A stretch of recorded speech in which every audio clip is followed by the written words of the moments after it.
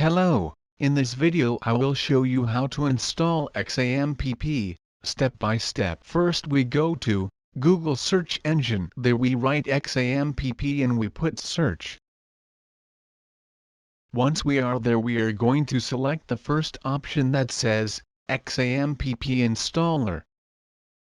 Inside you will see three options and you have to choose according to the operating system you have. In my case I have Windows, so I select the first option, and download it. An .exe file will appear, and we execute it to install. In the installation we are going to put next in everything. You can check the options if you want and change some things.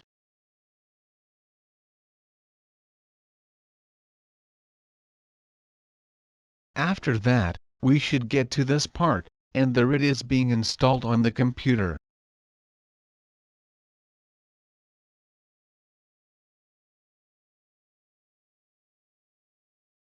Once installed, we go to where is located the XAMPP. In my case it is local disk, and there we go to the folder XAMPP. Inside that folder go to htdocs, and delete all the files that are there.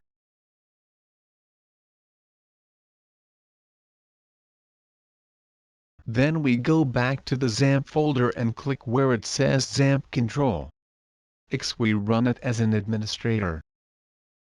Once the program has opened, we put start in the option that says Apache for the localhost. And then we also put MySQL for the PHPMyAdmin.